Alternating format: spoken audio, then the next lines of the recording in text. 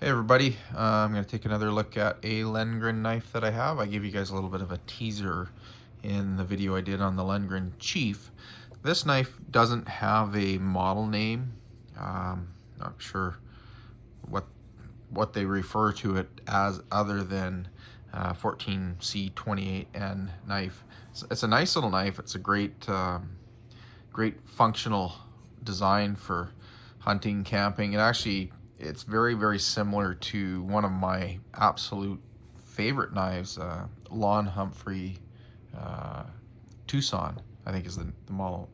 I think Tucson is the model name of it. I'm so bad with model names, but anyways, it's an AEBL, which is a very similar steel to this, but the blade shape and whatnot is actually quite similar.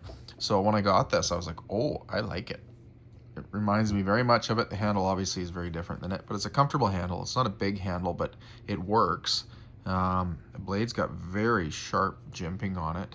I'm going to get my tape measure out and we're going to go over the specs on this thing and then get the dial caliper out and do all that with it. So we're about 4.5 inches for the cutting length. Oh no, maybe a little bit more, 4 3/4 inches. Yeah, and the handle length on it overall is about 4.5 inches. Basically, yeah, thereabouts anyways. It's pretty small. It's a 4-inch handle there, but the design of it is nice because it doesn't lock your hand in any weird positions. Even though it's short, it still fits. It still feels good in the hand. I mean, it's definitely small.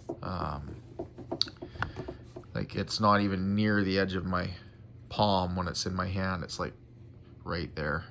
So it's a small handle, but it's still comfortable. It doesn't feel awkward. Overall, like it feels like it will do what I want it to do.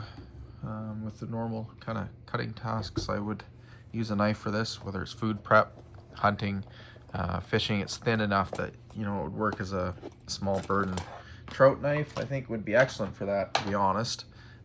And as a hunting knife, it's going to be really good. I know that this blade shape and design is a stellar performer. That's one of my favorites. The stock thickness on this is 130 thou, so it's nice and slicey. I bet you this thing's about 20 or less behind the edge. Let's see here. Make sure, I've got to look at this on the side so I can see it. Yeah, about 18 and a half. Yeah, about 18, 19 thou behind the edge. So just very good edge geometry on it. Very slicey. What else can we look at? We shall get the scratch files out. The blade, according to their specs, is supposed to be 59 to 60 HRC. I've got my 65 HRC file out here. I'll find a little spot here and obviously it will, yep, that bites in, no problem. We'll grab the 60, 58, 59, so this should bite. Still pretty hard. See if it scratches. Yeah, it does bite, but barely. Sorry, I should show you guys. That's the 55 HRC file, and the 55 does not bite. I scratched it a little bit there, which I don't like. I pushed pretty hard, so it's definitely right where they say it is in terms of its hardness. It's just ever so slightly softer than 60 according to those scratch files, so that's really good. We'll take a look at the sheath here, which is a Kydex sheath with a steel belt clip on it. I actually really like this belt clip. It sits really nicely on my belt. It's not coming off, right? When it's on there, it's on there. Like there's a really good hook to it. So it's actually difficult to get off your belt without actually sliding your belt through it, which is good.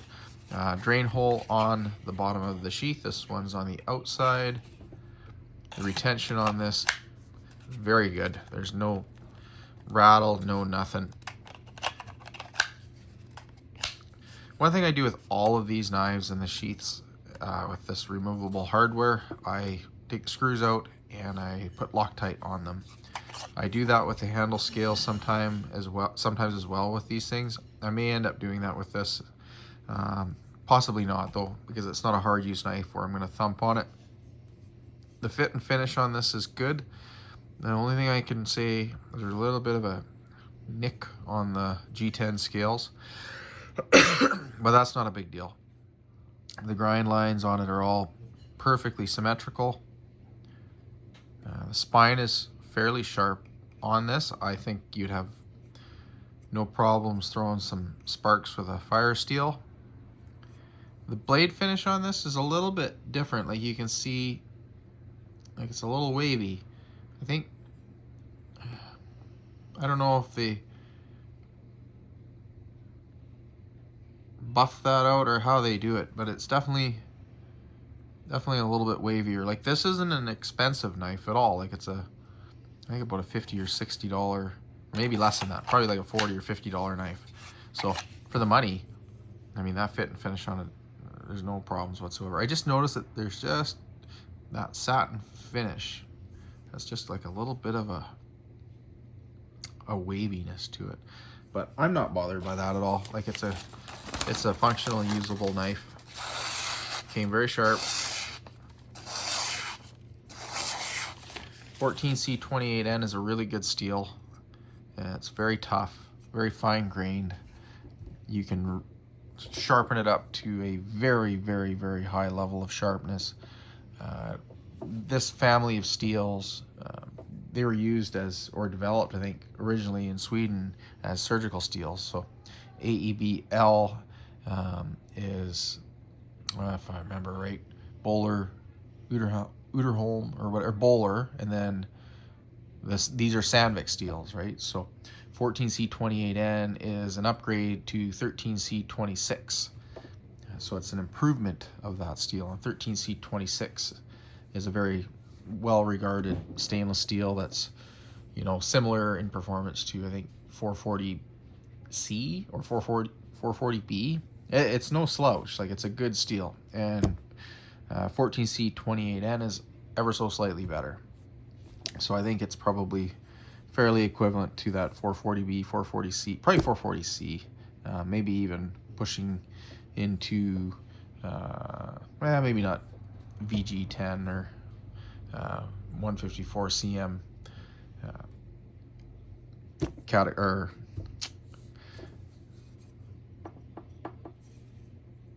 performance.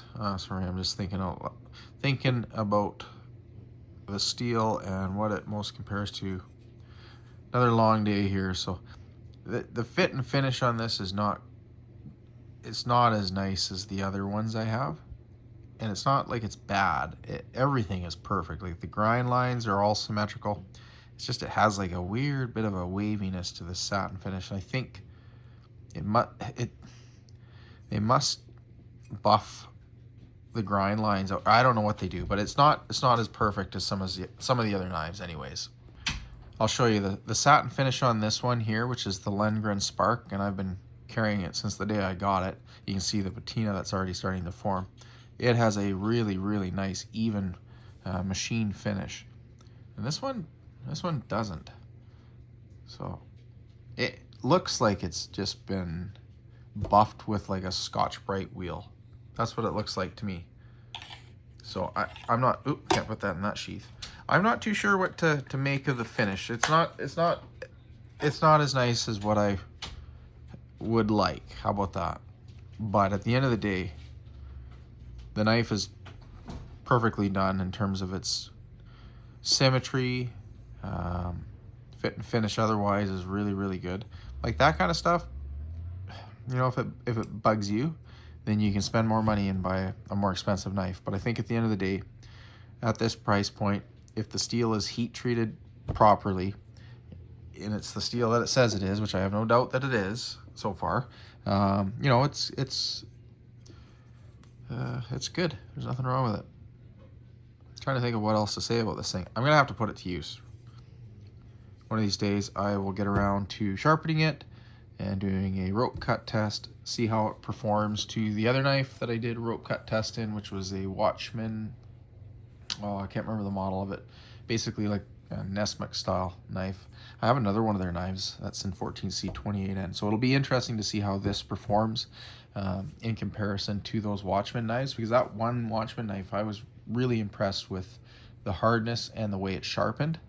And then of course the rope cut test, I think I got around 160 or 170 cuts. Maybe it was 180 cuts. It was good. Like there was no complaints whatsoever with the performance of that knife steel. So I'm hoping that this will do, you know, every bit as good as that. If it does, or if it's very close to it, or if it's better, then this is an exceptional value, because the knife design itself, I think, is really, really good. The handle works. It's small, but the neutral design of it means that it's not going to be an issue for people with bigger hands. It does not cause me any issues. And 4-inch handles, if you guys have been watching my videos, they don't work well for me. They're too small. I need a 4.5-inch handle, like a minimum of a 4.5-inch handle to be really comfortable. And that of course is exaggerated by more aggressive handle designs that lock you into one way of holding it or not. But this one is very neutral. Like I said, it's it's got a little lanyard hole there. That's fairly sharp too. I like it. I really like it. I would buy another one. I'd buy one for my dad if he wanted one. I think it's a excellent design, and if the steel is heat treated right, you've got a winning knife at a very, very high value point in terms of the cost of the knife and what you're getting. So yeah, let me know what you think. Any of you guys out there have this knife? Have you reviewed it? Have you tested it? Have you used it? What's your thoughts on it? It's definitely a different level of fit and finish than the other Lengren knives. So I'm not sure if that means they're made on a different line or whatever, but yeah, I'm really curious to see how this works out. Let me know what you think in the comments. If you like it, if you don't like it, what do you not like about it? If you do like it, what do you like about it? Do you have any Lengren knives in 14C28N? And how has that performance been for you? Yeah, if you like the video, please give it a thumbs up. And if you haven't subscribed, I'd appreciate it if you would subscribe. And I look forward to the next one. Thanks for watching.